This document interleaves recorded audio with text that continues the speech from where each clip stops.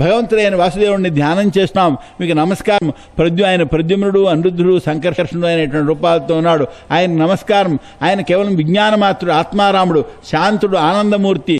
ఆత్మానంద అనుభూతి చేతనే ఏమండి శక్తులన్నీ కూడా అలా ఉంచిన వాడై ఉండేటువంటి మహాపురుషుడు ఆ హృషికేశుడు. ఆయనకు నమస్కారం. వాక్కు పనిచేయని సమయంలో ఎవడు ప్రకాశ రూపంలో ఉంటాడో, కార్యానికి కారణానికి కూడా కారణమైనటువంటి వాడు అటువంటి భగవంతుడు మమ్మల్ని రక్షించుగాక. ఆయన ఈ జగత్తంతా ఆయన ఎందే ఉంటోంది, ఆయన నుండే బయలుదేరుతోంది, ఆయన ఎందే నశిస్తోంది. ఆ బ్రహ్మకు నమస్కారము. మనస్సు, బుద్ధి, ఇంద్రియాలు, ఈ ప్రాణాలు ఇవి ఆయన్ని తెలుసుకోలేవు. లోపల బయట కూడా ఆకాశం వలె వ్యాపించి ఉండేటువంటి ఆ హరికి నమస్కారం. ఎవని యొక్క చేతన చేత దేహం, ఇంద్రియాలు, మనస్సు మొదలైనవి తమ కర్మల యందు సంచరిస్తున్నాయో అటువంటి పరబ్రహ్మకు నమస్కారం. భగవంతుడు, మహాపురుషుడు, మహానుభావుడు, మహావిభూతిపతి అయిన స్వామికి నమస్కారం.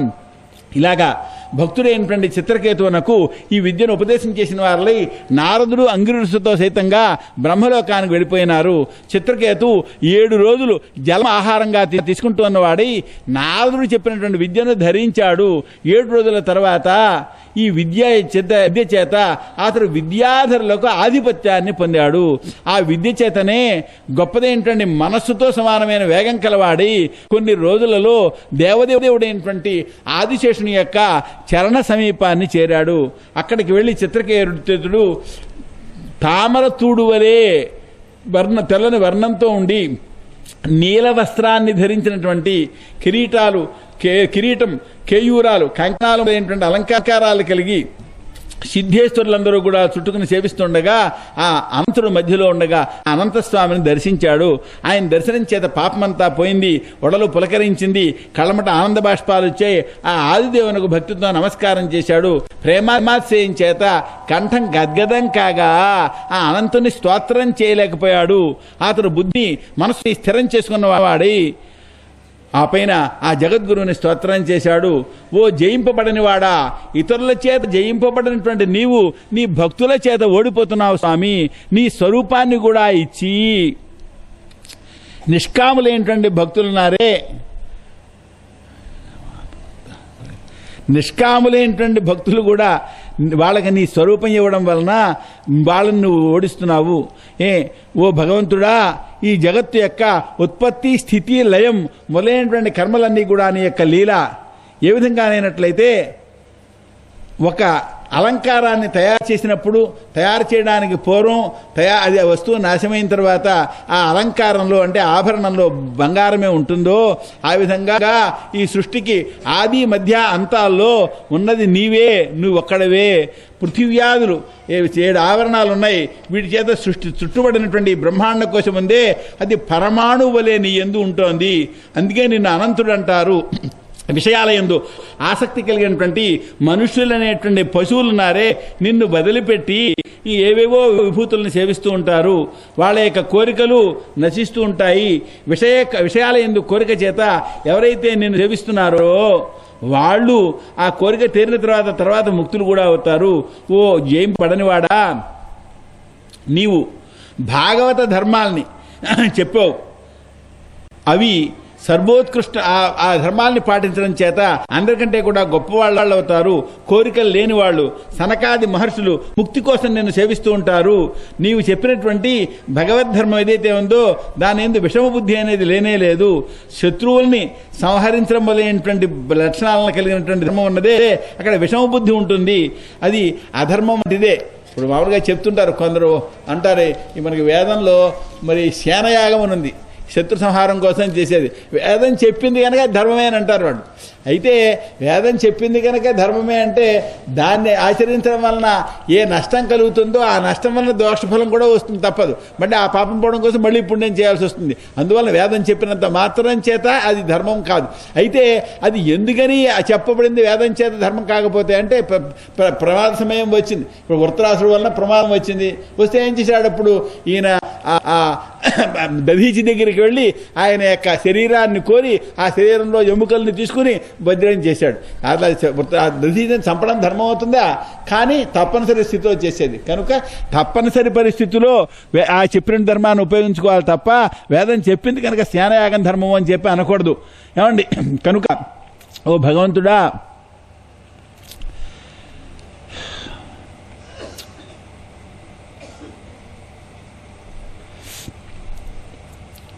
సమీక్షతో కూడినటువంటి దృష్టితో సాధువులు ఆచరించేటువంటి భాగవత్ ధర్మం చాలా ఉత్తమైనటువంటిది. అది పరమార్థం. అది ఎప్పుడూ కూడా కష్టాన్ని కలిగించదు. ఓ భగవంతుడా, నీ దర్శనం వలన మనుషుల యొక్క పాపాలు కూడా పోతాయి. ఇది అసంభవం కాదు. ఒక్కసారైనా సరే నీ నామాన్ని స్మరించినట్లయితే దాని ప్రభావం వలన చండాలుడు కూడా మోక్షాన్ని పొందుతాడు. ఓ భగవంతుడా, ఇప్పుడు నీ దర్శనం చేత నా మనసు శుద్ధమైంది, నేను కృతార్థున్నయ్యాను. నీ విషయంలో నారదుడు ఏదైతే చెప్పాడో అది సత్యమే, ఎప్పుడు అబద్ధం కాదు. సూర్యునికి ఏవో మిణుగురు పుర్లు తోటి హారతి ఇచ్చినట్టుగా సజ్జనులు ఆచరించిన సమస్తమైన కృత్యము నీకు సమర్పిస్తారు. వాళ్ళకి కోరదగిందంటూ ఇంకేమీ ఉండదు. నిఖిలమైనటువంటి ఈ జగత్తు యొక్క పుట్టుక, స్థితి, లయం వీటన్నింటినీ చేసేటువంటి వాడా, కుయోగులకు చెడ్డయోగులకు దర్శనం ఇవ్వని వాడా పరమహంస, నీకు నమస్కారం. నీ యొక్క శిరస్సు పైన భూమండలం ఒక ఆవగింజ వలె తిరుగుతున్నది. అటువంటి 1000 శిరస్సులు కలిగిన ఆదిశేష, నీకు నమస్కారం. ఇలాగ స్తోత్రాన్ని స్తుతించబడినటువంటి అనంతుడు సంతోషించిన వాడి విద్యాధరాధిపతి అయిన చిత్రకేతువుతో అన్నాడు, నారదుడు అంగిరసుడు చేసిన ఉపదేశం వలన, ఆ మంత్రోపనిషద్ విద్య చేత నా దర్శనం వలన నీవు సిద్ధుడవైనావు. ఓ రాజా, సకల భూతాలకు నేను ఆత్మను, శబ్ద బ్రహ్మ ఈ రెండు నా రూపాలే. అందువలన భోక్త భోగ్యం ఈ రూపంలో ఉండేటువంటి ఈ సమస్త ప్రపంచం నా చేత వ్యాపించబడింది. ఇది నాయందే కల్పించబడింది. దీన్ని ధ్యానం చేయాలి. గాఢ నిద్రలో ఉండేటువంటి పురుషుడు లేదా నిద్రించేటువంటి పురుషుడు కలలో కొండలు, వనాలు మొదలైనవి చూస్తాడు. అతడు మరో ప్రదేశంలో ఉండేటువంటి వాటిని కూడా తన యందే చూస్తాడు. ఆ విధంగా ఏమండి జాగ్రత్త అవస్థ కూడా అలాంటిదే అని తెలుసుకోవాలి. ప్రత్యక్షంగా ఉండేటువంటి ఈ జాగ్రత్త వ్యవస్థలో మెళుకుగా ఉండడం మొదలైన లక్షణాలు ఏవైతే ఉన్నాయో ఇవన్నీ కూడా ఈ జీవ ఉపాధి అయినటువంటి బుద్ధి వలన దశలుగా ఏర్పడుతుంటాయి. ఇవి మాయామాత్రాలుగా తెలుసుకున్నవాడి ఆత్మ ఈ అవస్థలు లేనిది అని స్మరించాలి. ఏ స్వరూపం చేత స్వప్నావస్థలో జీవుడు నిర్గుణ బ్రహ్మ సుఖాన్ని పొందుతాడో అదే ఆత్మ అని చెప్పి, అదే నేను అని తెలుసుకో. స్వప్నము, జాగరణం ఈ రెండింటినీ కూడా అనుసంధానం చేస్తుంటే పురుషునికి ఏ జ్ఞానం అయితే ఉన్నదో వాటిని ప్రకాశింపచేసేది ఏదైతే ఉన్నదో అదే ఆత్మ. వాటికంటే అది భిన్నం, అదే పరబ్రహ్మ అని తెలుసుకో. పురుషుని యొక్క నా స్వరూపం ఏదైతే ఉందో, పురుషునికి నా స్వరూపం ఏదైతే ఉన్నదో పరబ్రహ్మ స్వరూపం ఏమంటుంది, ఆ స్వరూపాన్ని తెలుసుకోవాలి. నిజానికి ఆత్మ కంటే అది భిన్నం కాదు. పురుషునకు జననం మరణం రూపమైనటువంటి సంసారం కలుగుతోంది కదా. ఈ జగత్తులో మానవ దేహాన్ని పొంది ఆత్మ ఎవడైతే తెలుసుకోలేడో వాడు ఎక్కడా శాంతిని పొందలేడు. అందువల్లనే విజ్ఞుడైన పురుషుడు ప్రవృత్తి మార్గంలో దుఃఖం ఉందని తెలుసుకుని నివృత్తి మార్గంలో మోక్షం వస్తుందని నిశ్చయించుకున్న వాడి సంకల్పించడం అనేది మానేయాలి. సంకల్పించడాన్ని తొలగించుకోవాలి. అంటే కోరికలు కోరకూడదు. ఇక్కడ దంపతులు దుఃఖం తొలగడం కోసం, సుఖం కలగడం కోసం అనేకమైన కర్మలను ఆచరిస్తూ ఉంటారు. అయితే వీటి వలన సుఖప్రాప్తి కలుగుతుందని నమ్మకం లేదు, దుఃఖం తొలగుతుందని నమ్మకం లేదు. ఈ విధంగా మానవులకు కర్మఫలం విపరీతంగా ఉండడం అనేది తెలుసుకున్న వారలై అందరూ కూడా ఐహికమైన ఆముష్మికమైనటువంటి విషయాల నుండి విముక్తులై జ్ఞాన విజ్ఞానాలతో సంతోషించిన వారలై నాయందే భక్తిభావంతో ఉండాలి. అంతటా ఒకటైనటువంటి పరమాత్మ ఉన్నది అనే జ్ఞానం ఏదైతే ఉన్నదో అదే యోగం చేత నైపుణ్యం కలిగిన బుద్ధితో కూడినటువంటి వాళ్ళు తెలుసుకుంటారు. అదే పరమమైన స్వార్థం, గొప్ప పొందదగిందనమాట. అప్రమత్తుడవై నా మాటల్ని ధ్యానం చేస్తున్న వాడివి, గుర్తుంచుకున్న వాడివి, జ్ఞాన విజ్ఞానాలతో కూడిన వాడివి, నీవు సిద్ధిని పొందుతావు. భగవంతుడు ఆదిశేషువు చెప్పినటువంటి ఆదిశేషువు చిత్రకేతువుని విధంగా ఆశ్వాసించి అతను చూస్తుండగానే అంతర్ధానాన్ని పొందాడు. ఇది శ్రీమద్భాగవతే షోడశోధ్యాయ. శ్రీకృష్ణార్పణమస్తు. శ్రీమద్ గురుచరణారవిందాభ్యాం నమః. హరయే నమః. నే కొంచెం వేగంగా చెప్తున్నానేమో అర్థమవుతుందా? అర్థం కావటం లేదంటే కొంచెం తగ్గిస్తాను. అయితే టైం అవుతుంది కానీ కొంచెం వేగంగా చెప్తున్నాను. అర్థమవుతుంది కదా? 11 అవుతుందా? సరే సరే. శీర్షుకవాచ యతశ్చాంతర్హితో ఎందుకంటే ఇప్పుడు ఇంతకు ముందు కొంత వేదాంతం అది వచ్చింది, అలాంటి వివరించడం ప్రారంభిస్తే టైం చాలా పడుతుంది. అందుకోసమని కొంచెం వేగంగా చెప్తున్నాను. ఏమండి? శీర్షుకవాచ యతశ్చ అంతర్హితో అనంతః తస్యైకృత్వాదిశే నమః విద్యాధరశ్చత్రకేతు చచార గగనేచర. శీర్షుక యోగీంద్రుడు వారు చెప్తున్నారు, ఓ రాజా, భగవంతుడు ఏ దిక్కున అంతర్ధానాన్ని పొందాడో ఆ దిక్కుకి నమస్కారం చేసి చిత్రకేతు ఆకాశంలో సంచరిస్తూ ఉన్నాడు. ఆ విద్యాధరుడు చాలా సంవత్సరాలు ఏమండి బలము ఇంద్రియ శక్తి ఇవన్నీ కూడా తొలగకుండా ఉన్నవాడి సిద్ధ చారణాది మునులతో సిద్ధులతో చారణులతో మునులతో స్తోత్రాన్ని స్తుతించబడుతున్నవాడి విద్యాధర స్త్రీలతో కూడా హరి యొక్క గుణాలని గానం చేస్తున్నవాడి అనేకమైనటువంటి సంకల్ప సిద్ధులు అతనికి కలుగగా అతడు కులాచల పర్వతాలు అలాగే వాటి యందు సంచారం చేస్తూ ఆనందించాడు. ఒకసారి విష్ణువు ప్రసాదించినటువంటి ప్రకాశించే విమానంపై తిరుగుతున్నవాడి సిద్ధచారణులతో కూడిన శివుణ్ణి దర్శించాడు. మునుల యొక్క మధ్యలో పార్వతిని కౌగిలించుకున్నటువంటి శివుణ్ణి చూసి ఆ దేవి వింటుండగా గట్టిగా నవ్వాడు. నవ్వుతూ ఇలా అన్నాడు చిత్రకేతు, ఈయన సాక్షాత్తు జగద్గురువు, ఈ శరీరంలో ధర్మాన్ని చెప్పేటువంటి వాడు సభలో భార్యను ఆలింగనం చేసుకున్నాడు. జటాధారి గొప్ప తపస్వి సభాపతి అయినటువంటి స్త్రీ ఈయన ఆ స్త్రీని తన యొక్క తొడపై కూర్చోబెట్టుకుని సిగ్గు లేకుండా సభలో ఉన్నాడు. సామాన్యంగా ప్రాకృతి లేని జనులు కూడా రహస్యంలో స్త్రీతో ఉంటారు. కానీ ఈయన ఎంతో గొప్ప వ్రతాలను ధరించే మహానుభావుడు సభలో ఈ విధంగా ఉన్నాడు. శ్రీశుక వారు చెప్తున్నారు, రాజా, అతని మాట విని శివుడు సభ్యులు మౌనంగా ఉన్నారు. శివుని యొక్క సామర్థ్యాన్ని తెలియనటువంటి చిత్రకేతువు ఈ విధంగా అనగా దేవికి కోపం వచ్చింది. పార్వతి అన్నది, లోకంలో మాలాటి వాళ్ళు సిగ్గు లేకుండా ఉంటే వాళ్ళని శాసించేవాడు ఒకడు బయలుదేరావా? బ్రహ్మ నారదులు మొదలైన వాళ్ళకి ధర్మం తెలియదా? ఎవరు శాస్త్ర మర్యాదను ఉల్లంఘించినటువంటి వాళ్ళు ఎవరు నిషేధించలేదే? క్షత్రియాధముడు అయినటువంటి నీవు పొగర్భక్తనంతో బ్రహ్మాదులను కూడా అజ్ఞులుగా భావించిన వాడివి. వాళ్ళందరి చేత ధ్యానింపబడే పాదాలు కలిగిన జగద్గురువైన శంకరుణ్ణి శాసిస్తున్నావా?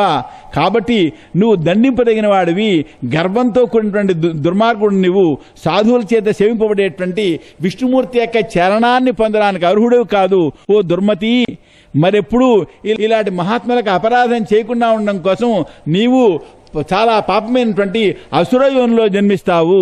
ఇలాగా పార్వతీదేవి శపిస్తే చిత్రకేతు విమానా నుండి కిందకి దిగి తల వంచి ఆ దేవిని ప్రార్థిస్తూ అన్నాడు, అమ్మా, నేను నీ శాపాన్ని దోషిని ఒగ్గి స్వీకరిస్తున్నాను.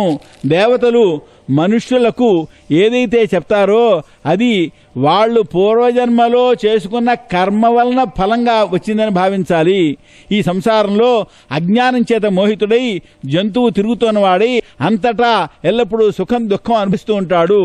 ఎందువలన జంతువునకు సుఖం దుఃఖం కలుగుతాయో అటువంటి ఆత్మ ఇంతకంటే పరమైనది. ఏమండి, సుఖ దుఃఖాలను ఇచ్చేవాళ్ళు మరెవరూ లేరు. ఈ గుణ ప్రవాహాలు సత్వజస్తమస్సులనే గుణ ప్రవాహాలతో ఈ సంసారంలో శాపం ఏది, అనుగ్రహం ఏది, స్వర్గమేది, నరకమేది, సుఖమేది, దుఃఖమేది? కేవలం భగవానుడే తన మాయ చేత భూతాలన్నిటికీ కూడా బంధ మోక్షం సుఖం దుఃఖం సృష్టిస్తూ ఉన్నాడు. ఆ ప్రభువునకు ఒకడు ప్రియుడు, ఒకడు అప్రియుడు, ఒకడు జ్ఞాతి, ఒకడు ప్రాయవాడు, ఒకటి తనవాడు అనే భేదభావం లేదు. అంతటా సమభావంతో ఉండేటువంటి ఆ భగవంతునికి ప్రీతి ఎక్కడా, కోపం ఎక్కడా? అందరికీ కూడా, శరీరధారులందరికీ కూడా సుఖం దుఃఖం, జననం మరణం, బంధం మోక్షం ఇదంతా భగవంతుని యొక్క మాయచేత కల్పితమైంది. ఓ దేవి, నేను శాప విముక్తి కలిగించు నేను ప్రార్థించటం లేదు. ఎందుకంటే నా మాట తప్పనే కనుక నువ్వు భావించినట్లయితే దాన్ని క్షమించు. ఇలాగా ఓ రాజా, శీశుకుల వారు చెప్తున్నారు, ఓ రాజా, చిత్రకేతు ఈ విధంగా పార్వతీ పరమేశ్వరులని ప్రార్థించి వాళ్ళు చూస్తుండగానే తన విమానంతో తన మార్గంలో వెళ్ళిపోయినాడు. తరువాత దేవర్షులు, దైత్యులు, సిద్ధులు, పార్షదులు వింటుండగా రుద్రుడు పార్వతీదేవితో అన్నాడు, ఓ దేవి, హరిభక్తుల యొక్క మహాత్ముల యొక్క మహాత్మ్యాన్ని చూశావు కదా. నారాయణ ఎందు భక్తిభావం కలిగినటువంటి ఈ భక్తులు ఉన్నారే, స్వర్గమందు నరకమందు సమభావంలో ఉన్న వాళ్ళే దేనికి భయపడరు. ఈశ్వరుని యొక్క లీల చేత ఈ దేహులకు దేహయోగం వలన సుఖం దుఃఖం శాపం అనుగ్రహం జన్మం మరణం కలుగుతుంటాయి. పురుషునికి అవివేకం చేత సుఖదుఖాది భేదం కలుగుతుంది. భగవంతుడైనటువంటి వాసుదేవుని యందు భక్తి పెట్టుకున్నటువంటి వాళ్లకు జ్ఞానం వైరాగ్యం వీర్యం వీటితో కూడినటువంటి వాళ్లకు దేని యందు కూడా వేరే భావం ఉండదు. నేను శివుడు బ్రహ్మ నారదుడు మొదలైనటువంటి వాళ్ళు ఎవరి అభిప్రాయాన్ని తెలుసుకోలేరో ఆ హరికి ఒకడు ప్రియుడు లేడు, ఒకడు శత్రువు లేడు, తనవాళ్ళు లేడు, పరాయి వాళ్ళు లేడు. సకల ప్రాణులందు కూడా ఆత్మగా ఉన్నాడు కనుక అందరికీ ఆయన ప్రియమైన వాడే. మహాభాగుడైనటువంటి చిత్రకేతువు భగవంతుని యొక్క భక్తుడు. అందువలన నేను కూడా భగవంతుని యందు భక్తిభావం కలవాడినే. అందువలన నాకు అతని పట్ల కోపం లేదు. మహాత్ముని యొక్క భక్తుల యందు కూడా ఇటువంటి లక్షణం కనబడుతుంది కనుక ఆశ్చర్యపడక్కర్లేదు. ఇలాగా ఉమాదేవికి శివునికి సంభాషణ జరిగిందనమాట. అది విని ఉమాదేవి శాంతమైన మనస్సుతో ఆశ్చర్యాన్ని వదిలిపెట్టింది. ఈ విధంగా దేవికి మళ్లీ శాపం ఇవ్వగలిగినా చిత్రకేతువు శాపాన్ని స్వీకరించాడు. ఇదే సాధువుల యొక్క లక్షణము. చిత్రకేతువు ఇలాగ దైత్యుడిగా పుట్టినవాడై తష్ట ప్రజాపతి దక్షిణాగ్నిలో హోమం చేసే సమయంలో జ్ఞాన విజ్ఞాన సంపన్నుడై వృత్రాసురుడిగా ఆవిర్భవించాడు. ఈ వృత్రాసురుడిని ఇతర అసురుడిగా ఆవిర్భవించిన బుద్ధిలో మాత్రం భక్తిభావం ఉండడానికి ఇది కారణం. చిత్రకేతు యొక్క ఈ ఇతిహాసాన్ని విష్ణు భక్తుల యొక్క మహాత్మ్యాన్ని విని జీవులు బంధా నుండి విడిపడతారు. ఎవరు ప్రాతకాలంలో లేచిన వారిలై హరిని స్మరించి మౌనంగా శ్రద్ధగా ఇతిహాసాన్ని, మౌనంగా అంటే మాట్లాడకుండా అనమాట, వాంగ్నీమంతో ఇతర విషయాలు మాట్లాడకుండా శ్రద్ధగా ఈ ఇతిహాసాన్ని వింటారో వాళ్ళు పరమగతిని పొందుతారు. ఇది శ్రీమద్ భాగవతే సప్తదశోధ్యాయ. కృష్ణార్పణమస్తు. శ్రీమద్ గురుచరణారవిందాభ్యాం నమః. హరయే నమః. శ్రీశుకవాచ పురుషనిస్తు పత్ని సవితు సావిత్రి వ్యాహృతిం త్రయీం అగ్నిహోత్రం పశుం సోమం చాతుర్మాస్యం మహామఖాన్ను.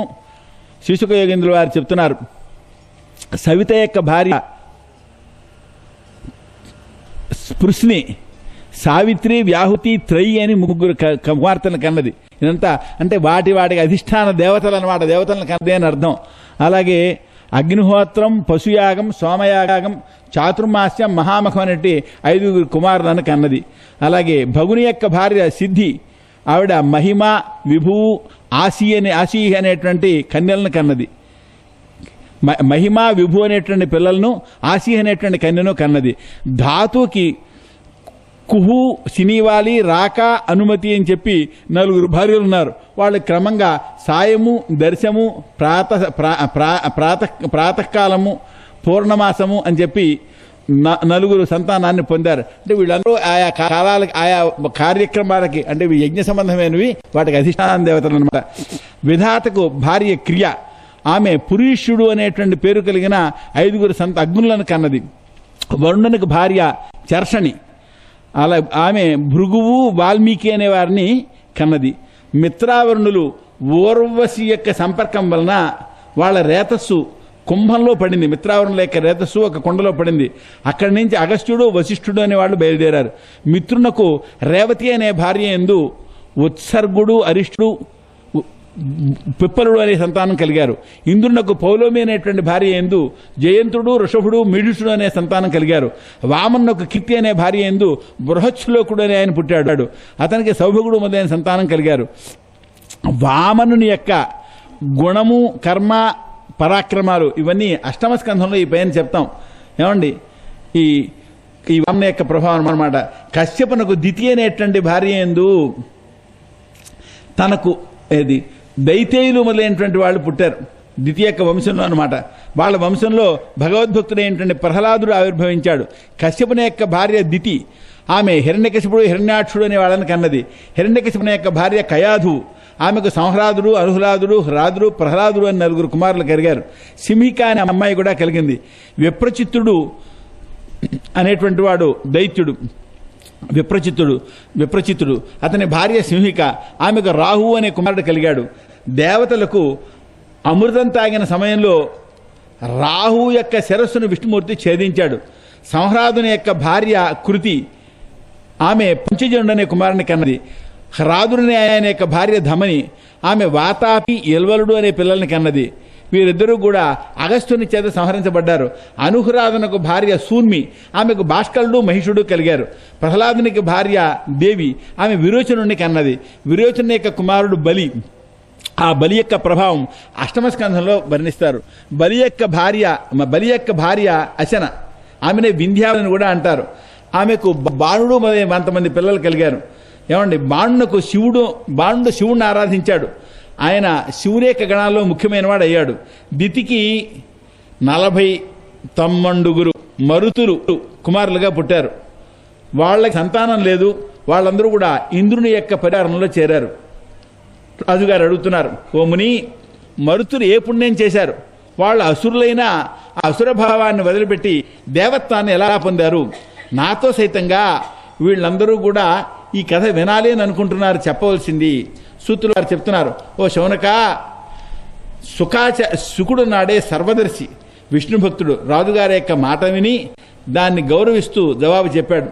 రాజా, ఒక సమయంలో విష్ణువు యొక్క సహాయం చేత ఇంద్రుడు దైత్యులను చంపాడు. తన సంతానం మరణించడం వలన దితి చాలా బాధపడింది.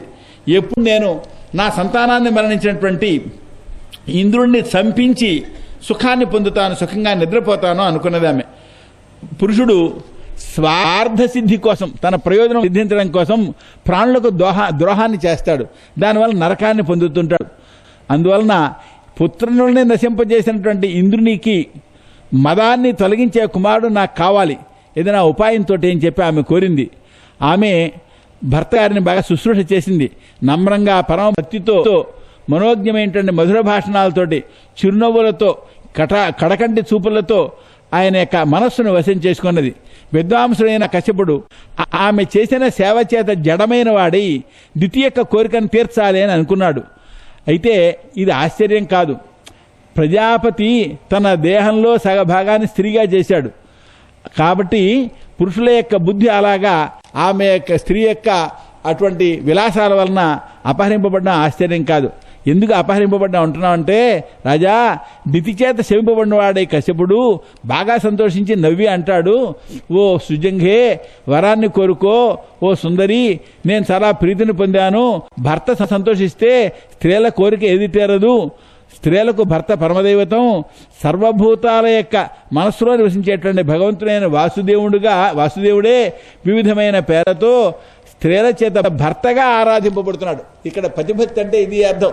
పతిభక్తి అంటే భర్త లోపల ఉండే చైతన్యాన్ని ఆరాధన చేయడం. గురుభక్తి అంటే గురువు లోపల ఉండే చైతన్యాన్ని ఆరాధించడం, భగవంతుడిని భావన చేయడం. భగవంతుడే కదా చైతన్యం. అలాగే మాతాపితృభక్తి అంటే తల్లిదండ్రుల లోపల ఉండేటువంటి చైతన్యాన్ని భావన చేయడం, గౌరవంగా చూడడం. ఈ రకమైన భావనాబలం వల్ల ఏమవుతుంది? తల్లిదండ్రులకు, గురువుకి, భర్తకి ఆనందం కలుగుతుంది. అయితే లోపల అంతర్యామి సంతోషించడం వలన వీళ్ళు వాళ్ళకంటే శక్తివంతులు అవుతారు. చెప్పించే శక్తి, వరం ఇచ్చే శక్తి, అది కూడా ఏర్పడుతుంది. ఒక యోగం ఇది. యోగం అంటే మనసును భగవంతుడిపై లగ్నం చేయడం. కనబడని భగవంతుడిపై మనసు లగ్నం చేయలేం కదా.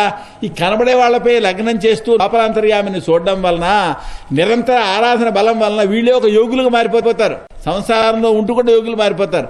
మారడం వలన వాళ్ళకి శాపానుగ్రహ శక్తి వస్తుంది. సాక్షాత్తు భగవంతుడే చెప్తాడు, పతివ్రతలను నన్ను భరించగలరు అంటాడు. పతివ్రతలు భరించగలరు అంటే అంత మహాశక్తి వచ్చేస్తుంది అనమాట. పాతివ్రత్య శక్తి చేతనే కదా అనసూయ త్రిమూర్తుల్ని చిన్నపిల్లలుగా మార్చేసింది. కనుక ఈ సేవ, ఈ ఆరాధన గొప్ప ఆరాధన. ఏమండి, ఈ విధంగా ఆయన చెప్పాడు. కాబట్టి తమ శ్రేయస్సును కోరేటువంటి స్త్రీలు పతివ్రతలుగా అనన్యభావంతో భర్త లోపల ఈశ్వరుణ్ణి భావిస్తున్న వాళ్ళే ఆరాధిస్తుంటారు. ఓ మంగళరూపిణి, నీవు నన్ను ఈ విధంగా ఆరాధించావు, నీ కోరికను నేను తీరుస్తాను అంటే దితి అన్నది, ఓ విద్వాంసుడా, నాకు వరం ఇవ్వాలని కోరుకుంటున్నావు. అలా అయినట్లయితే నాకు కుమారుణ్ణి, అతడు నాశం లేనివాడై నా కుమారులను చంపిన ఇంద్రుణ్ణి చంపాలి. అది కోరిక. అది మొదటి ఇలా కోరుతుందని తెలిస్తే వరం ఇచ్చేవాడు కాదు.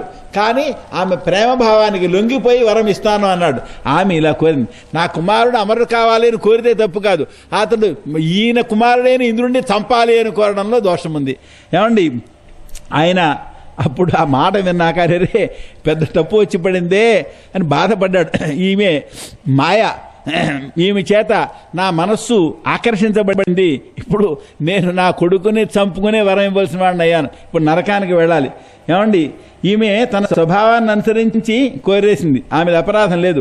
నేనే ఇంద్రియ జయం లేకుండా నేను ఏం ఇవ్వవచ్చో తెలియకుండా అజ్ఞానంతో వ్యవహరించాను. నాదే తప్పు పని. ఏమండి, శరత్కాలంలో ఉండేటువంటి కమలం వంటి ముఖం కలిగి చెవులకు అమృతాన్ని ఇచ్చే మాటలు చెప్పి ఉన్నటువంటి మనస్సు లోపల మాంగలి కత్తి వంట పదునుంది అని నాకు అర్థమైంది. కాబట్టి చేష్ట ఎవరికి తెలుస్తుంది? నిత్యము నవసంకల్పం కలిగినటువంటి స్త్రీలకు ఎవరు ప్రియమవుతారో తెలియదు. కాబట్టి ఈమె తన స్వార్థ తన స్వార్థ ప్రయోజనం కోసం ఇప్పుడు కొడుకుని అంటే సవతి కొడుకుని చంపించడానికి తలపిస్తోంది. కొందరు భర్తని చంపడానికి, సోదరుని చంపడానికి కూడా వెనుకాడరు, చంపించగలరు కూడాను. కానివ్వండి, ఇప్పుడు నేను ఇస్తాను అని అన్నాను, నా మాట వ్యర్థం కాకూడదు, ఇంద్రుడికి వధ జరగకూడదు, దీనికి ఏదైనా మార్గం ఆలోచించాలి. ఇలా ఆలోచించి కొంచెం కోపగించినా తన్ని తాను నిందించుకున్నాడు. ఓ మంగళరూపిణి, పుంసవనం అనే వ్రతం చెప్తున్నాను. ఇది సంవత్సర కాలం విధి విధానంగా చేయాలి. అలా చేసినట్లయితే నీ కోరిక తీరుతుంది. అయితే వ్రతంలోనే కనుక లోపం ఏర్పడితే నీ సంతానం దేవతలకి బంధువులు అవుతారే తప్ప చంపేవారు కారు. దితి అన్నది, నేను ఈ వ్రతం చేస్తాను, నువ్వు చెప్పవలసినటువంటి పనులన్నీ అన్నీ చేస్తాను, అది కర్తవ్యమైనటువంటి దాన్నైనా సరే ఎన్నైనా సరే చేస్తాను. కశ్యపుడు చెప్పాడు, ఈ వ్రతంలో ఇతర జీవులను హింసించకూడదు, ఎవరిని నిందించకూడదు, అసత్యం చెప్పకూడదు, గోళ్లు జుట్టు తీయకూడదు, నిషిద్ధమైన వస్తువులు తాకకూడదు, నీటిలో ప్రవేశించి స్నానం చేయకూడదు. ఆడవాళ్ళు నీటిలో మునిగి స్నానం చేయడం తప్పంటారు. అక్కడ నీటిలో వెళ్ళాక దోషులతో తల తడుపుకుని స్నానం చేస్తారు. అలా ప్రవేశించి స్నానం చేయకూడదు, కోపం వదిలిపెట్టాలి, దుర్జనులతో మాట్లాడకూడదు, ఉదకని వస్త్రం కట్టుకోకూడదు, ఇతరులు ఇంతకు ముందు ధరించిన పూలదండను ధరించి తీసివేసిన పూలదండను మళ్ళీ ధరించకూడదు. మరి ఎంగిలి దాన్ని, ఏమండి, మరి క్రూర దేవతలకు సమర్పించిన దాన్ని లేదా చేపలు మొదలైనవి కలిగినటువంటి దాన్ని రజస్వల సూచిన ఆహారాన్ని తినకూడదు. అపవిత్రం అనమాట. సూచన ఒక అపవిత్రం, అక్కడ అపవిత్రత ఉంది అని అనుకున్నాం కదా. ఏమండి, అలాగే మాంసం తినకూడదు, దోసిలితో నీళ్లు తాగకూడదు, ఎంగిలిగా ఉన్న ముఖంతో సంధ్యాకాలంలోనూ జుట్టు విరబోసుకుని అలంకారం లేకుండా బయట లేకుండా గృహాన్ని నుండి బయటికి వెళ్ళకూడదు. ఇవన్నీ దోషాలు, స్త్రీలకు సంబంధించిన దోషాలు. పూర్వం ఏవి దోషాలుగా చెప్పబడ్డాయో అవి ఫ్యాషన్లుగా మారి, అది విచిత్రమైనటువంటి కాలం. ఏమండి, జుట్టు విరబోసుకోవడం తప్పని వారు పూర్వం స్నానం చేసిన తర్వాత జుట్టు విరబోసుకోవాల్సిన స్థితిలో కూడా చివర ముడి వేసుకునేవారు. అంటే ఏది దోషం కాకుండా చేసుకునేవాడు అనమాట.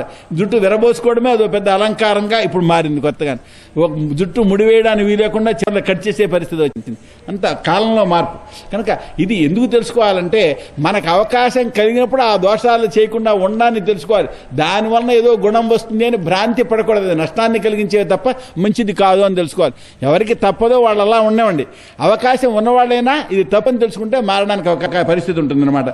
కాళ్ళు కడుక్కోకుండా తడి కాళ్లతోనూ ఉత్తరం వైపు తలపెట్టుకుని పడమట వైపు తలపెట్టుకుని 2 సంధ్యాకాలాల్లోనూ దిగంబరంగాను నిద్రించకూడదు.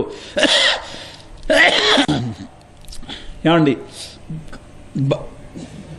వస్త్రాన్ని బుదికే ఆరవేసుకుని పవిత్రంగా ఉండి శుభమైనటువంటి ద్రవ్యాలని ధరించి, అంటే పసుపు కుంకుమ మొదలైన అన్నమాట. భోజనానికి పూర్వం గోవులను, వేదవేత్తలను, లక్ష్మీదేవిని, విష్ణువును పూజించాలి. సువాసన లేనటువంటి స్త్రీలను పూజించాలి. భర్తను తను గౌరవించి అతని సన్నిధిలో ఉండాలి.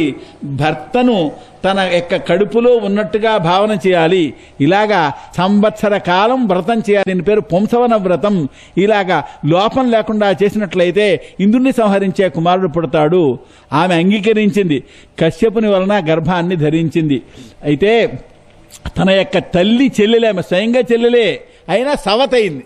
సవత అవడం వలన అక్క కొడుకుని చంపించడానికి వ్రతం చేస్తుంది. చూసారా, అప్పుడు ఆమె అభిప్రాయం ఇంద్రుడికి తెలిసింది. ఏం చేశాడు ఆయన? ఏం చేయగలుగుతాడు? తండ్రిని ఏం చేయలేడు, తండ్రిని ఏం అనలేడు. అందుకోసం అక్కడికి వచ్చి ఆమెకు శిష్యుడై ఆమె చేసే వ్రతానికి పరిచర్య చేస్తున్నాడు, సేవ చేస్తున్నాడు, ఏం కావాలంటే అన్ని సమకూరుస్తున్నాడు. అయితే ఆమెకు వనాన్ని నుండి ఫలాలు మూలాలు తెచ్చిపెడుతున్నాడు, పుష్పాలు తెచ్చిపెడుతున్నాడు, సమిధులు కుశాలు మొదలైనవి తెచ్చిపెడుతున్నాడు. రాజా, ఆయన ఉద్దేశం ఏంటంటే ఎక్కడైనా ఈమె వ్రతంలో లోపం చేసినట్లయితే ఆ సమయంలో ఆ గర్భాన్ని విచ్ఛేదం చేయాలి అని ఆలోచిస్తున్నాడు. ఇలాగా ఇంద్రుడు సంవత్సర కాలం చివరికి వచ్చే వరకు ఏ లోపము చూడలేదు, చాలా చింతపడ్డాడు. అయితే దైవం చేత ఆమెకు మోహం కలిగింది. ఏమైంది? ఒకసారి ఎంగిలిగా ఉన్న నోటితో, అంటే ఆహారం తిన్నాక నోటిని శుద్ధం చేసుకోవాలి. నోటిని శుద్ధం చేసుకోవడం 2 కారణాలు. ఒక కారణం ఏంటంటే ఆ ఆహారమే కనుక లేశాలు నోట్లో ఉంటే అక్కడ క్రిములు ఏర్పడతాయి. అప్పుడు క్రిములతో ఇదిగో ఈ పేస్టులతో పోరాడుతూనే ఉండాలి. కనుక ఆహారం తిన్న వెంటనే శుద్ధి చేసుకున్నట్లయితే అప్పుడు ఆ పరిస్థితి ఉండదు. అదొక కారణం. అంతకంటే ఇంకో కారణం ఏంటంటే శరీరమే కనుక ఉచ్ఛిష్టంగా ఎంగిలిగా ఉంటే, అంటే శరీరం లోపల ఆ రకమైనటువంటి పదార్థం ఏదైనా ఉంటే మనసు ఏకాగ్రతకు భంగం కలుగుతుంది, పవిత్రతకు భంగం కలుగుతుంది. పవిత్రతకు భంగం కలిగితే భగవంతుని ఆరాధించడానికి పూజించడానికి మనసు నిలబడదు. కనుక భగవదారాధనకే అదో ముఖ్యమైన సాధనం, శరీర పరిశుద్ధికి కూడా ఓ ముఖ్యమైన సాధనం. అందుకని ఆహారం తిన్న తర్వాత కనీసం 12 సార్లే కనుక గట్టిగా పుక్కిరించి ఉమ్మేసినట్లయితే ఆ శేషాలు వెంటనే పోవడం వలన పవిత్రత ఏర్పడుతుంది. ఆ పైన ఆచమనం చేసి భగవంతుడిని స్మరిస్తుండేవాళ్ళు ప్రాచీనులు అనమాట. అది పవిత్రతకు సూచన. ఏమండి, అయితే దైవం చేత మోహింపబడేది ఎంగిలి ముఖంతో కాళ్ళు కడుక్కోకుండా సంధ్యాకాలంలో నిద్రిస్తోంది. ఇవన్నీ దోషాలే. సమయం వచ్చింది, అపవిత్రంగా ఉన్నది అని చెప్పి గ్రహించిన వాడై యోగబలం చేత ఆయన ద్వితీయ కడుపులో ప్రవేశించిన వాడై వజ్రం చేత ఆ గర్భాన్ని 7 ముక్కలు చేశాడు. 7 ముక్కలై వాళ్ళు ఏడుస్తున్నారు. అంటే చచ్చిపోలేదన్నమాట. ఎందుకని? సంవత్సర కాలం వ్రతం చేయడం వలన ఏర్పడిన గర్భం అది, కశ్యపుని గర్భం. కాబట్టి వాళ్ళు మరణించలేదు, ఏడుస్తున్నారు. ఏడవకండ్రా అనే భావంతో మారోది అని చెప్పి అంటున్నాడు. మళ్ళీ ఒక్కొక్క ఖండాన్ని మళ్ళీ ముక్కలుగా చేశాడు, 7 ముక్కలుగా చేశాడు. ఇలాగా ఏమండి, నరకబడుతుండేటువంటి ఆ పిల్లలు చేతులు జోడించన్నారు. ఓ ఇంద్రుడా, మేము నీ బంధువులము, మమ్మల్ని ఎందుకు చంపుతావు? ఇంద్రుడు అన్నాడు, మీరు నాకు సోదరులైనట్లయితే మీరు భయపడకండి అన్నాడు. ఇలాగా చూడండి, రాజు ఈయన చెప్తున్నారు, శ్రీశుఖయోగి వారు చెప్తున్నారు, రాజా, పూర్వం భగవంతుని యొక్క కృప చేత బ్రహ్మాస్త్రం చేత నీవు మరణించినా మళ్ళీ అలా బతికావు. అలా వజ్రం చేత అనేక ముక్కలుగా ఛేదింపబడిన ఆ గర్భం నాశం పొందలేదు. ఆమె మళ్ళీ అది ఒక్కసారైనా సరే భక్తి శ్రద్ధలతో భగవంతుణ్ణి పూజించినట్లయితే ఆయనతో సమాన స్థితి కలుగుతుంది. ఈమె కొంచెం తక్కువగా సంవత్సర కాలం పూజ చేసింది కదా, మరి గర్భం ఏ విధంగా నాశాన్ని పొందుతుంది? పొందలేదన్నమాట. అందుకనే ఏమయ్యారు? వాళ్ళ 49 కూడా దేవతలుగా మారారు, శక్రుని వెంట ఉన్నారు. ఇంద్రుడు కూడా మాతృదోషాన్ని పక్కకి పెట్టి సోమపాన అధికారం ఇచ్చి వాళ్ళని తన వెంట ఉంచుకున్నాడు. సరే, దితి లేచింది. ఇంద్రునితో సైతంగా ఎదురు ఉండేటువంటి అగ్నితో సమానమైన కాంతితో ఉండేటువంటి ఆ పిల్లల్ని చూసింది, సంతోషించింది. వాళ్లతో అన్నది, నాయనలారా, దేవతలకు భయం కలిగేటువంటి కుమారుణ్ణి కోరాను, నేను వ్రతం చేశాను. అయితే నాకు ఒకడే పుత్రుడు కావాలన్నాను, మీరు 49 పుట్టారు. ఇలా ఎందుకు జరిగింది? మీకు తెలిస్తే చెప్పండి, అబద్ధం చెప్పొద్దు. ఇంద్రుడు చెప్పాడు, అమ్మా, నీ ఆలోచన నేను గ్రహించాను.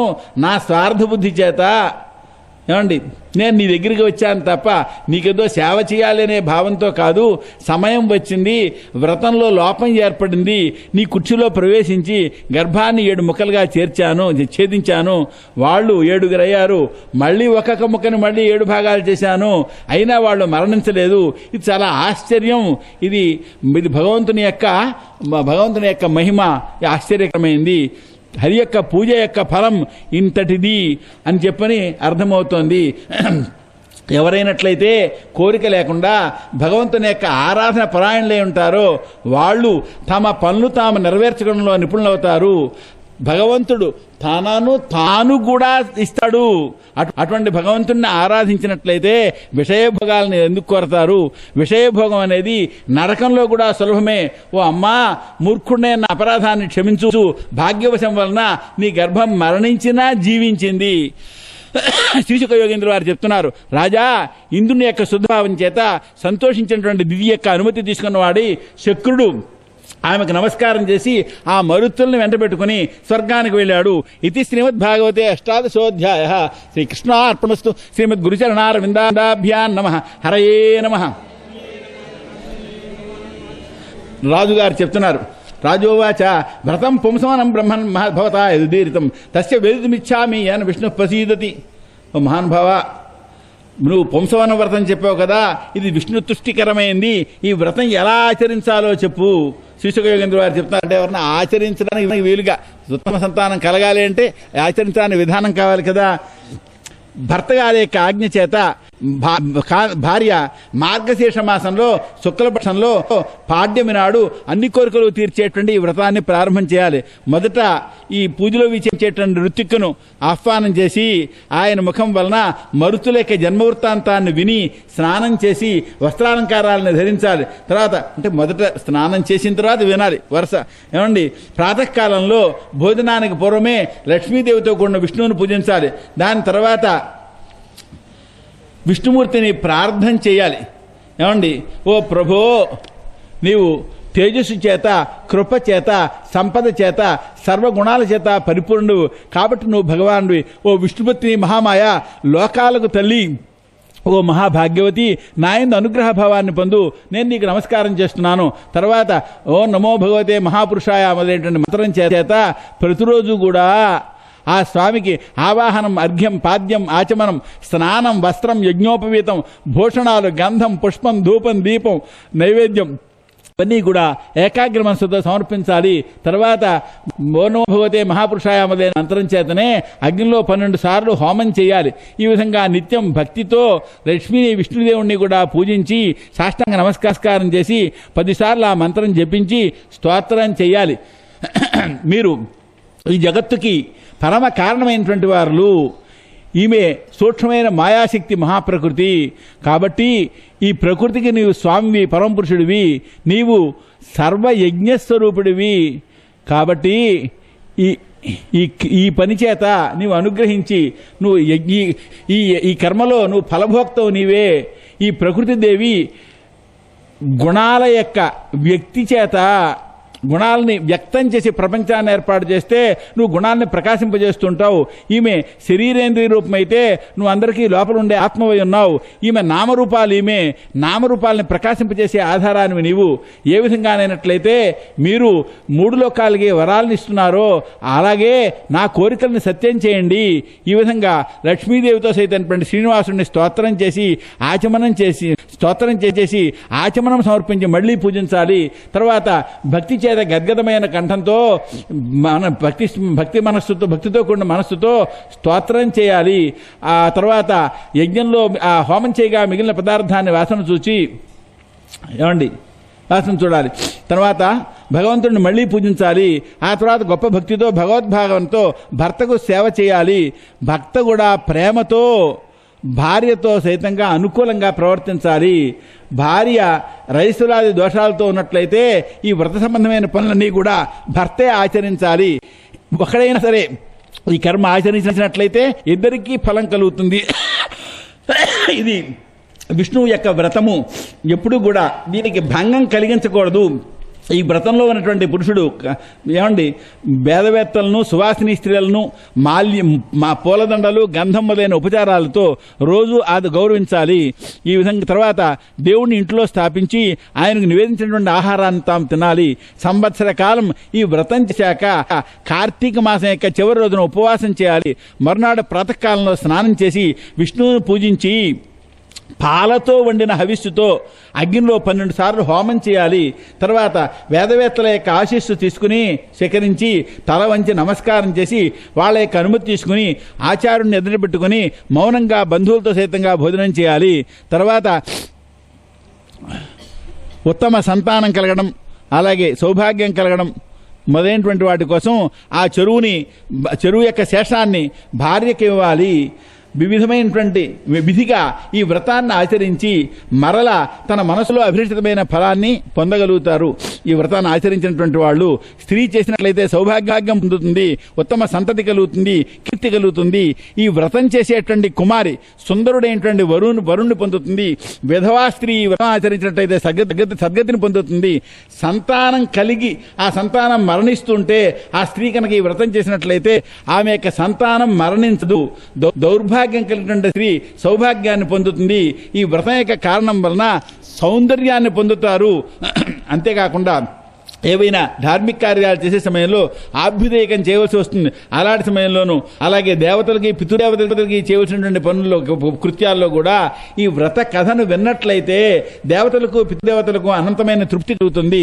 హోమం యొక్క చివర ఈ వ్రతాన్ని పాఠం చేసినట్లయితే అగ్నిదేవుడు, లక్ష్మీదేవి, హరి వీళ్ళందరూ కూడా సంతోషించిన వారై ఇతనికి అనంతమైన ఫలాన్ని ఇస్తారు, మనోరథాలను తీరుస్తారు. ఓ రాజా, ఈ మరుతుల యొక్క పుణ్యమైన జన్మ ద్వితీయ వ్రతం నీకు చెప్పాను అన్నారు. ఇది శ్రీమద్ భాగవతే 19వ శ్రీ కృష్ణార్పణమస్తు. శ్రీమద్ గురుచరణార్ విందాభ్యాం నమః. హరయే నమః. హరయే నమః. రాజోవాచ సమప్రియ సుహృద్ బ్రహ్మన్ భూతానాం భగవాన్ స్వయం ఇంద్రస్యార్దే కథం దైత్యాన్ అవధీతు విషమో యథా. స్వస్తి.